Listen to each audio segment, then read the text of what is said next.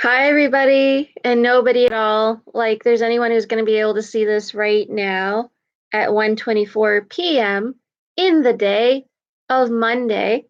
And I'm laughing because I just took my picture for this live, and I'm like, oh, I thought that's a perfect visual descriptive, descriptive of what the hell I'm going through right now. I am an INFJ. I am also an indigo child. I'm also me. I'm a person. I'm a human being, and I'm an artist. And I made all this art, and I just launched my Teespring site. I'm so excited. I have an Etsy. I do anime. I'm in character design. That's what I really love to do. That's what I'm really, really good at. I can say this with utmost confidence. I am very good at creating characters and other worlds and things that you would love reading or watching or dreaming about. So here's the thing.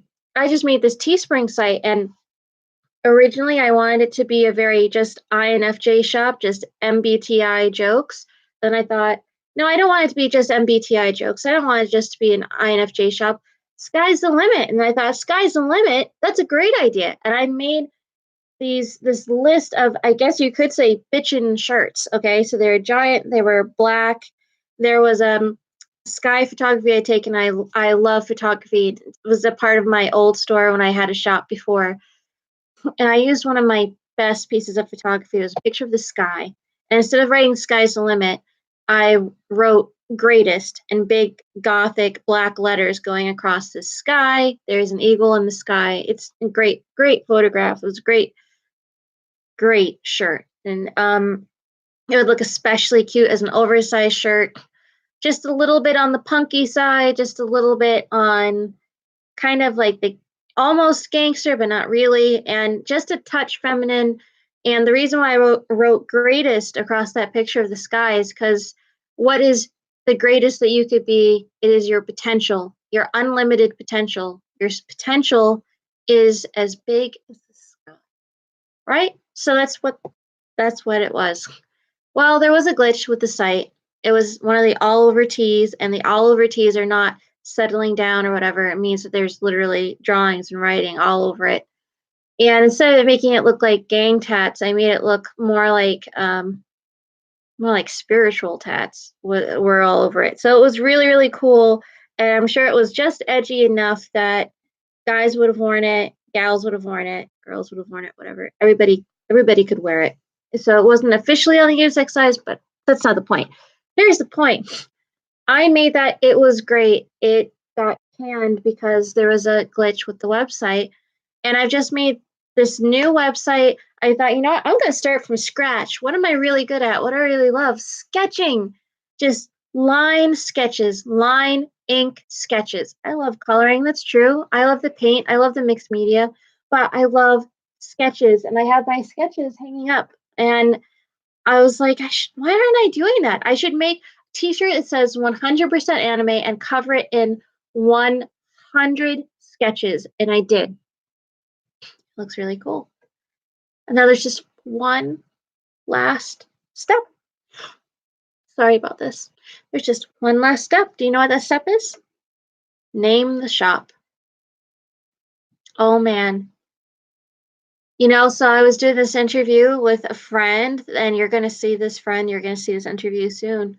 And he was saying, sometimes he gets, well, I don't know if you've heard of it. He says analysis paralysis. And I doubled over laughing because that's something that's a part of being an INFJ. And the problem is this: I know what it should be called. I already know what it should be called. That's the real thing about being an INFJ. You are intuitive. I already know what it should be called, but I know what I truly want it to be called. I know what would make me truly happen. Hey, Seven No Fear. That's the person that I interviewed yesterday, and I'm still working on our video. I want to put some music in it. But I just launched my Teespring site. I love the stuff that I made. I truly do. I decided to go back to my roots, which is sketching and line drawing and character creation. I'm like, I'm going to do 100% anime, and I'm going to cover this one shirt in 100 line sketches and inks all over, and I'm going to put in big letters in front. 100% anime, so it's 100% covered and 100% anime. I'm in character creation, and I trained with an animator, and yeah, you know what? I deserve that. I know it might not make sense to other people, but sometimes you do something and you're good at it and you're proud of it, and then things fall through. And because maybe you don't have a big, pretty piece of paper or a diploma to put up on the wall, people are like, well, how come you can say it that's 100% anything? But it is 100% something. It's valid, it's legitimate, and it's really, really good. And here's that analysis paralysis situation, because I'm an INFJ, I'm an IN, I'm intuitive, and I'm also a little bit inside. And I know what the site should be called. I know what it should be called. I know that if I'm truly trying to promote a brand, as I am with Beauty Awakened, the YouTube channel, which you guys are on, or Beauty Magic on Etsy, or Yuri Magic on Facebook. I kept it repetitive and I kept it uniform on purpose. My friends Sean, Allen, and Lynn Kimberly, and now also Hans, but they created something called Dreaming of Avalon, which is a really fantastic YouTube channel. They're very spiritual. They were living in an area that's very traditional, kind of a little bit backwards, on the open-minded scale, at least back then. We met about 7 years ago, and they were in Ireland, and everyone thought that they were basically kind of evil, or at least doing the devil's work. Very few people wanted to come in and get energy work done, light work done. That's what they do. But then they're also, uh, they've got a lot of things. They're multi-talented people. They also ran a tiny crystal shop from their home, only they didn't want to sell any of their crystals. They're gemologists, actually. That was their original trade, and they thought, you know what, I love doing this other stuff, let's get certified. So they're also certified, and they can do massage, they can do Reiki. They're fantastic, lovely, wonderful, down to earth people. Lynn has an amazing green thumb. Sean is fantastic with animals. Both of them are great with writing scripts. They also have another channel called um, Dreaming of Avalon Meditations, or Meditations Dreaming of Avalon. I don't even see the name anymore because I have all of their videos saved in all my different lists.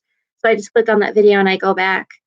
But Sean is also really fantastic when it comes to photography. He used to actually be a photographer. He used to take fashion photography. And there was a lot of upheaval in Ireland years ago. I imagine there's some upheaval right now, but I'm not there. I still have other friends who are there as well. But there's a lot of upheaval, and he felt like there's no one taking pictures of these homeless people on the side of the road. In the United States, there's tons of homeless, so it wouldn't be a big deal. It's sad, and it feels very callous to say, but it's true. It's a part of life in the United States. You can be homeless. It can happen to you. I'm trying not to go homeless right now. I'm in a home, and that's a constant, am I going to happen? So because of that, because of the pressure of knowing that it could happen, that's another reason why I'm in that analysis paralysis. I know what the shop should be called. This doesn't have to be a big deal, but it is a big deal. It means something to me. It feels frustrating that I can't just name it what I want to name it. It feels frustrating that I can't just name it INFJ Magic, or, you know, Sky's the Limit, or 100% Anime, or something like that. But the truth is, if I'm going to be serious about promoting this brand, I already have too many names out. I can't have both a YouTube channel, or I guess I could, but I don't think it would be a very good idea to have a YouTube channel called Yuri Awakened with a space in between, so Yuri space Awakened, and have a Facebook that's called Yuri no space the word magic, and have an Etsy called Yuri no space magic, all together like that. It's not a good idea. So I need to do what I should actually do, which is just name it Beauty Magic altogether. But it would just be so much fun to name it 100% anime. But if I did that, I would have to only put anime there. I wouldn't be able to put any INFJ stuff in there. I wouldn't be able to do any calligraphy INFJ fun. I would have to stick if it's going to be 100% anime. It seriously does have to be 100% anime. So I already know what I have to name it, and I have to just do it. And that's what this video is about. This I thought, oh, how do I show that actually in in session, so to speak? How do I show people what it's really like to be an INFJ making a decision? It's not that we're paralyzed with fear. It's not that we're having this inner turmoil just because we're scared or because we're focusing on the worst thing that could happen or because we're focusing on the best thing that could happen. It's because we already know, we're already listening to ourselves, and we've already listened to the market because we do a lot of research. We already know whatever the thing should be, but we already also know the thing that we truly want it to be. Sometimes people know what technically they're supposed to do or what they should do or what people would want them to do, and they're not sure about what it is that they want to do themselves. INFJs are different, or INFs are different, and we already know. I already know what I want to do. I want to name it 100% anime, even though it's not going to be 100% anime, which flies in the face of the whole reason I was naming the shirt 100% anime. And I can't do that. It's dumb. I mean, I already kind of messed things up by changing the name of my YouTube channel. My YouTube channel was before Yuri Magic, like the Etsy, like the Facebook. Everything was Yuri Magic, and I changed it because I really, really wanted to. And I love the name. I think it's smart. If you know me, then you know that my nickname for myself and the nickname that I use when I'm speaking to somebody in Japanese or I'm speaking to somebody in a Sino-Tibetan language is Yuri. My online presence name is Yuri. And it's not my birth name, and that's okay, but it is my nickname. I need to choose one because I speak Japanese as a second language. And honestly, my birth name is long and it's European and does not lend itself very well to someone who's speaking a Sino-Tibetan language and all of a sudden says my name more than 13 letters long and then has to lapse back into Japanese. It doesn't flow, and it's very difficult for Japanese teachers to deal with.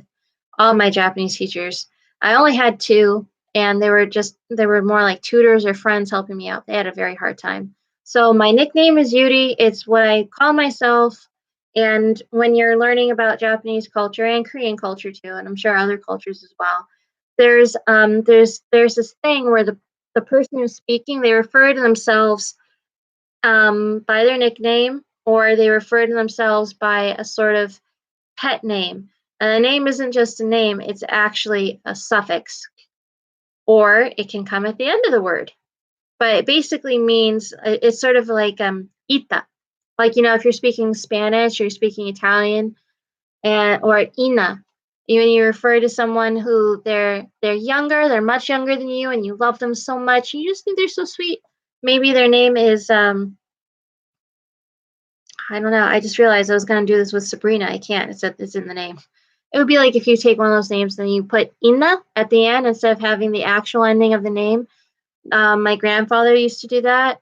He was Italian, and it's one of those things that you do when you're speaking in Japanese when you're referring to yourself because you should love yourself, and you should you should kind of hold yourself in a special regard.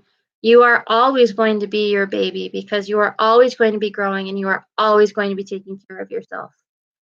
And so that's how they see it. So that's my name is Yuri. And then magic, well, it's spelled with a CK. That's something that you really only see when you're looking on arcane informational websites, when you're looking at arcane info, or if you're looking on actual pagan websites, if you're looking at, as in not pagan as in just they do the maypole dance, pagan as in they are religious and they are following one of the truly old ways, they usually spell the CK.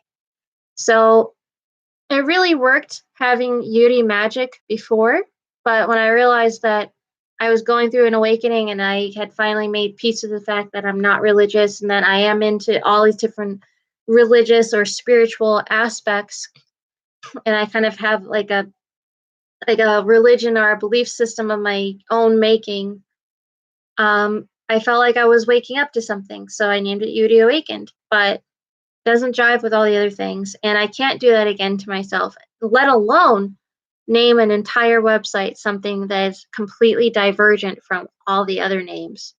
It has to be the same. It has to either be UD Awakened or UD Magic. So it's going to be UD Magic because all the other ones are UD Magic. And then when people go, oh, I'm not sure which website I need to go on to see this girl's clothes or whatever, they can go onto Google and they can search UD Magic and all these different websites will come up. And that's what it should be. So that's what it's like being an INFJ making a decision. You already know what it is that you should do, what would be the smartest thing to do, what's the market value thing to do, and you know what you want to do, and you know what you would love to do. And you're fighting doing it. It's almost like doing a little song and dance before you have to get down and do the thing that you don't want to do. And truth is, in the future, after it does well, I could change it. But at the moment, I really don't want to start off from there, but I have to. That's the right thing to do. That's the smart thing to do. And I haven't met very many other INFJs, but from the few that I have, I can say that typically we're definitely everyone is intelligent, but I'd say that we definitely appreciate our intelligence and intelligence in general as something that we really love and pride about ourselves. And it's one of the ways that we take care of ourselves is by constantly using our brain, our gray matter. So we wouldn't purposely do something that we knew was detrimental to ourselves or to others because that wouldn't be a smart thing to do. And we pride ourselves and we love ourselves for being smart. Not that we're smarter than somebody else, but it's one of our traits. So I'm gonna do the smart thing. I'm gonna go ahead and save it. And if you want an amazing, awesome, cool, edgy, or just super cute t-shirt for your boyfriend or your girlfriend or yourself, go on to Teespring and look me up at UDYOORI Magic MAGICK. Bye guys. Thanks. Bye.